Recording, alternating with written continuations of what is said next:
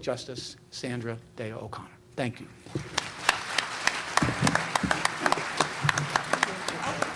Thank you.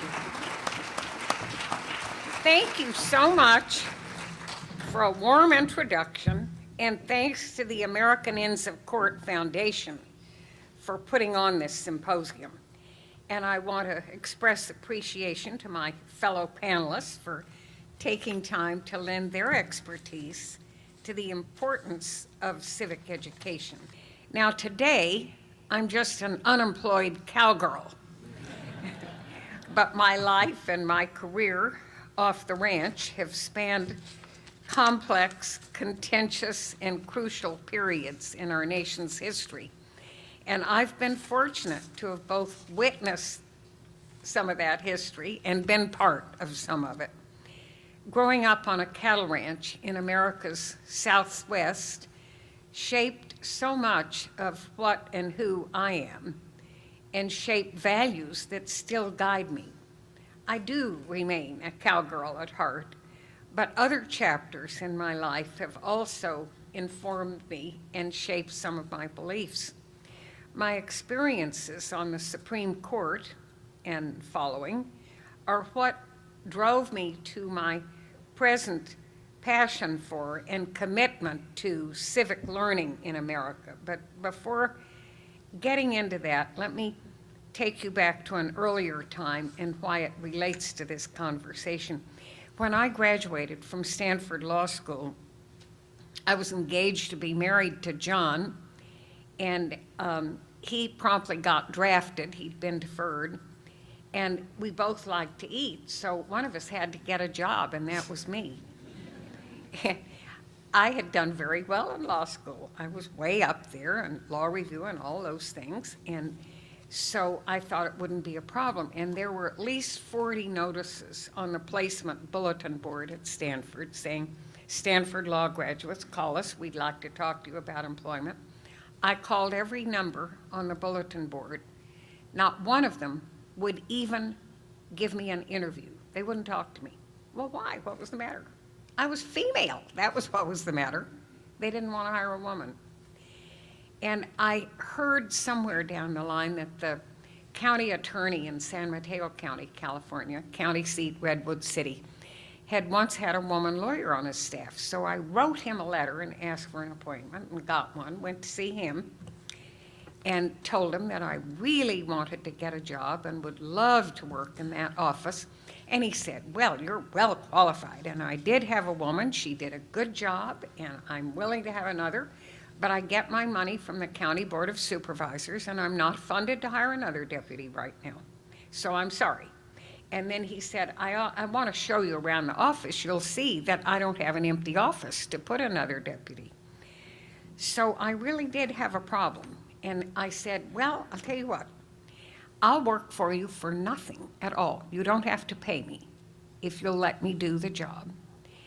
And I said, I know you don't have an empty office to let me use, but I met your secretary and she's very nice, and I'd be willing to put my desk in her office if she wouldn't object.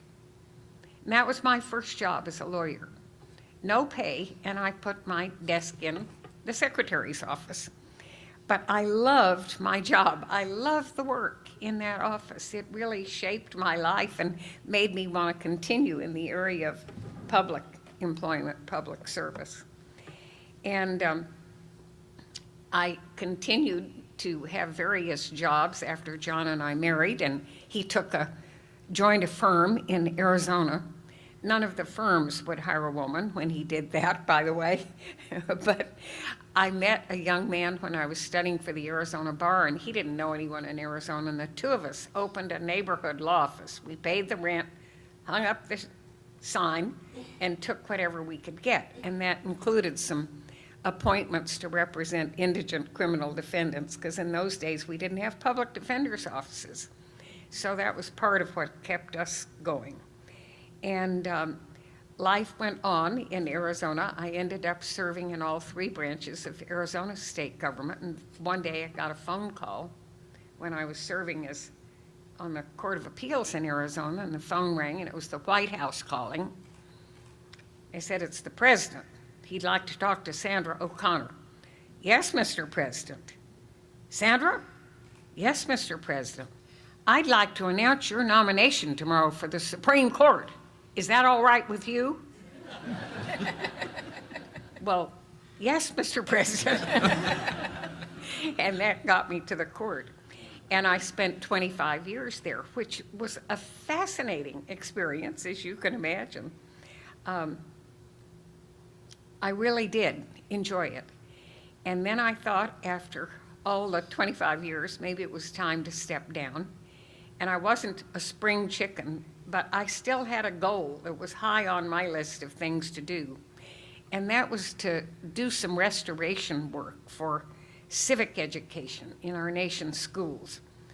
After all, the fundamental skills and knowledge of citizenship, you don't pass that down through the gene pool. You have to teach every succeeding generation how it works, how the government works, and how each one of us are part of that.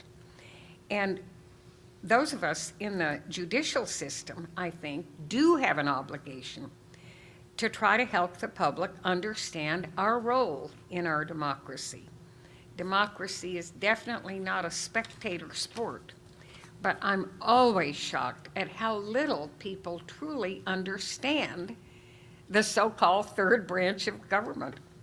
During my time on the Supreme Court and in the years since, I have become more concerned about the threats to our independent judicial branch and about the efforts to unduly and dangerously politicize our courts.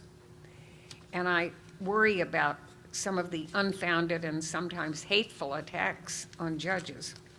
I recall one instance where one state had a bill up that was called Jail for Judges, and they wanted to provide that if you took your case to court and lost, the loser could then sue the judge. I mean, it was kind of an amazing proposition, and so we got busy on that one and managed to get that defeated, but goodness sakes, anecdotes like that aren't the only evidence of a problem.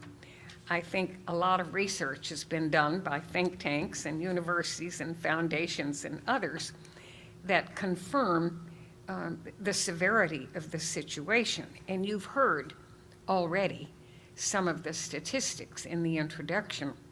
And civic scores among high school seniors have declined since 2006. And on the last nationwide civics assessment test, 2/3 of the students scored below proficiency.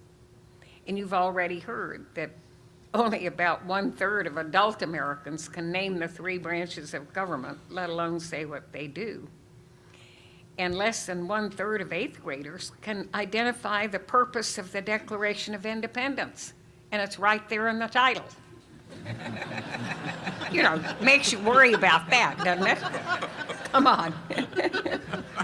So the more I read, the more I listen, the more apparent it is that our society suffers from an alarming degree of public ignorance when it comes to the way our government is set up, how it works, the checks and balances, and the importance of an independent judiciary.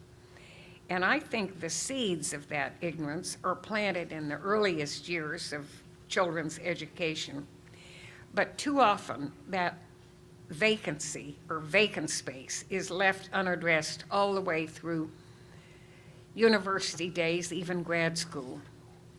And I think that led the Federal Department of Education to finally issue a crucible moment. They said in their report in 2011, it challenged all higher education institutions in our nation to create educational environments where education for democracy and civic responsibility is pervasive, not partial, central, not peripheral. So think about that. Our universities, and that includes our law schools, had to be reminded to make civic education central, not peripheral.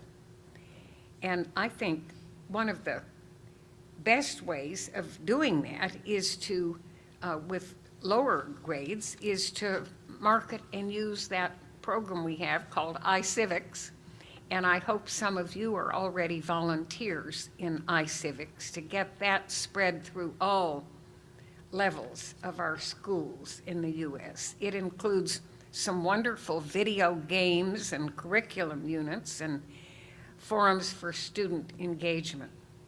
So we have 2 new games that are addressed to teaching young people how to write better. And as lawyers, that should be of interest to you. I hope that it's going to be effective. I'm happy that we're doing that. And best of all, we've kept the use of the games free. That means schools can take it on en masse and use it and pay not 1 cent for the privilege of using it. So I really think that we have some hope here. The recent figures on use of the iCivics website were encouraging. I called the office the other day and said, how many hits did we have on the website yesterday? I was told it was 39+ million in one day. Now, that encourages me. I think maybe we're going to make some progress, don't you? That was good.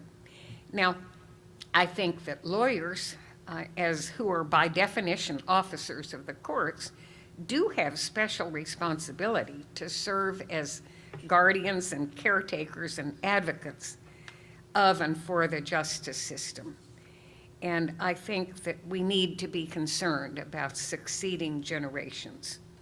So if you aren't already involved with iCivics or with the Justice at Stake campaign, I really encourage you to find your state chairs or coordinators or contact the iCivics office in DC, and we'll connect you.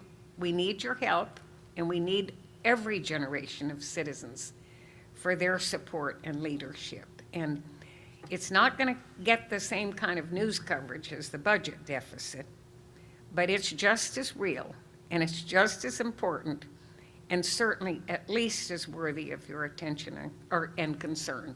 So thanks for letting me be here today and for all that you're doing. And I guess you have another speaker coming on.